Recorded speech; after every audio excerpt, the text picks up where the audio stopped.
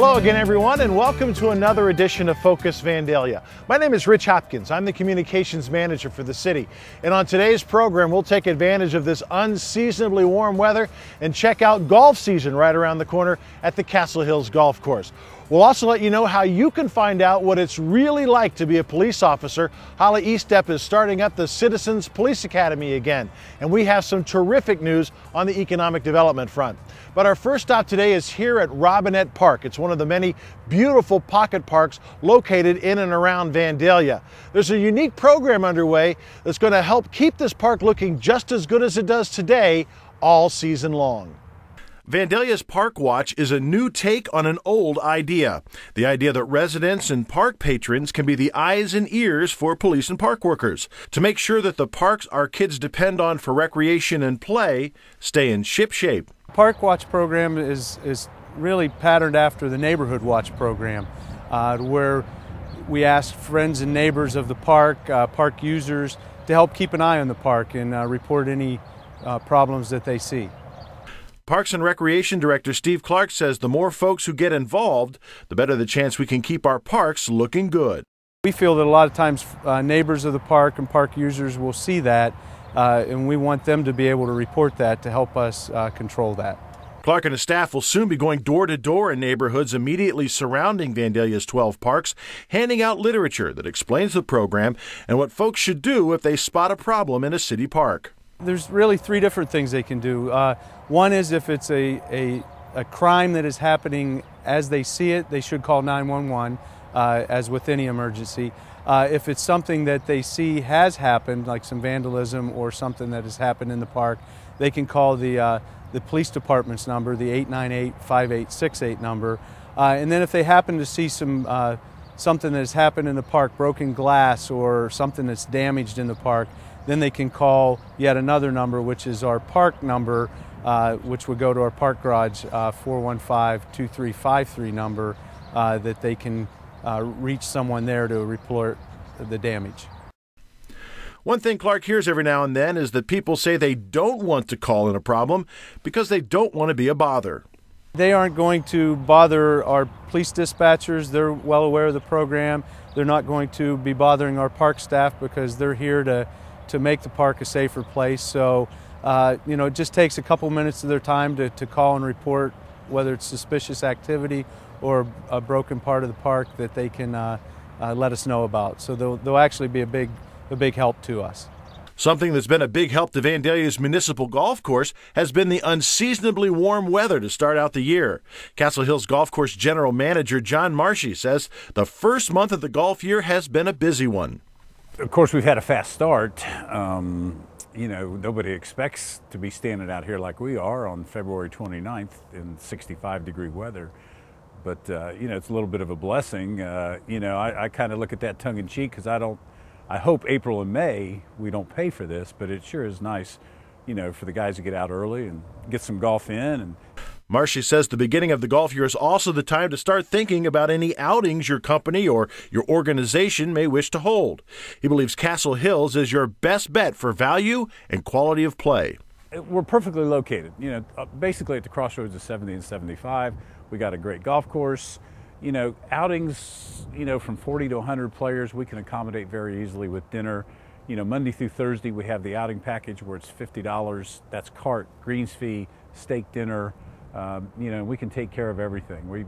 That's really one of our specialties. Ben, Tanya, and Kelly do such a great job at accommodating groups of that size. The course is in great shape as crews have already needed to mow the greens and the fairways once, which is pretty rare for February. Marshy says there are no plans for any major renovations to the course. We're constantly rebuilding bunkers. There's a lot of maintenance that goes with bunkers, so every year we're redoing 2 or 3. Basically Castle Hills is what Castle Hills is. We renovated, in the mid-90s, brought it up to speed, and now it's our charge to keep it the way it is. If you'd like more information on Castle Hills Golf Course, the best place to check is the website, castlehills.com. Any information a golfer would want is basically at the website.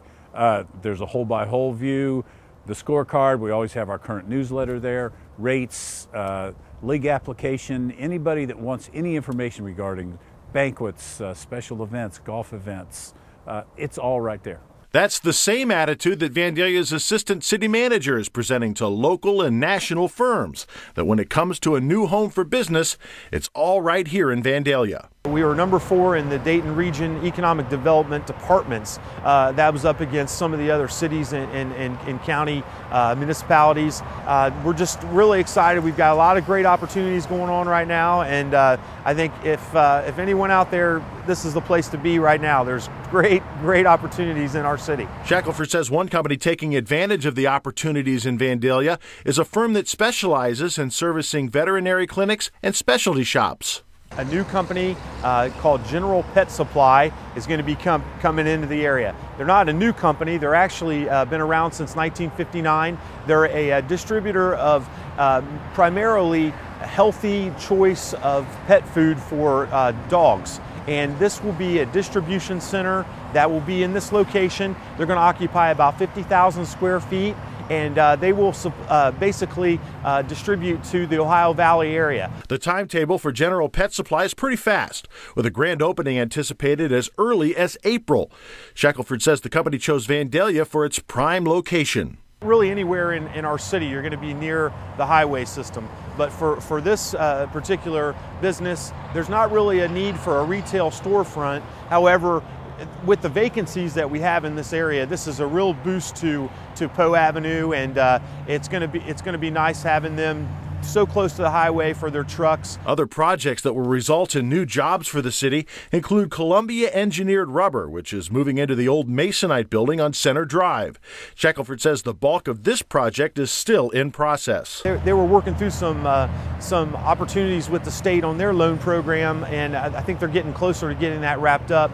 That was going to help them to finalize their renovations and improvements that they're doing at the building out on Center Drive. There's also good news to report today on the new Carter Express Distribution Center, which is under construction in Stone Quarry Crossings. Carter, I think, is about 2 months away from opening. We got the electricity run down Capstone Way as well as the gas lines. So they're putting on some of the finishing touches there within the building. So we're hopefully going to do some sort of an opening ceremony there, perhaps in May. Early summer is also the timetable for Vandalia's road resurfacing project for 2012. Public Works Manager Rob Cron says the process that ends with a fresh coat of asphalt starts in the wintertime. We've recently just bid out our concrete repair project. That'll be getting started here probably within the next month. We're going to be actually bidding out our resurfacing program in March. We'll probably have a contract awarded in April. That work will begin once the concrete work is done, probably sometime in June. Even with the bulk of the project taking place months from now, there's plenty of prep work that goes into it.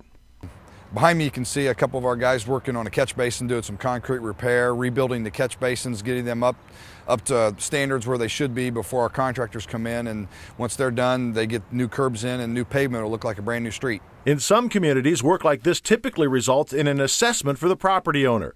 But here in Vandalia, the Safe and Stable levy finances most of the costs. Pretty much all of this money comes through our Safe and Stable dollars, through our levy, so there's actually no direct cost to our residents. Something new for this year's resurfacing project is the addition of wheelchair ramps, which Cron says will be standard for every street resurfaced. On top of the Safe and Stable dollars this year, we received a grant to include some handicap ramps with our projects, so we're going to be doing actually over 60 handicap ramps throughout the city this year with our projects. And while the Public Works Department focuses on ramps, Vandalia's Division of Police is ramping up operations for its Citizens Police Academy. Safety Officer Holly Estep says this year's academy begins on March 15th and gives ordinary citizens an inside look at police work. People that participate in the Citizens Police Academy will learn a variety of different things that we do as law enforcement.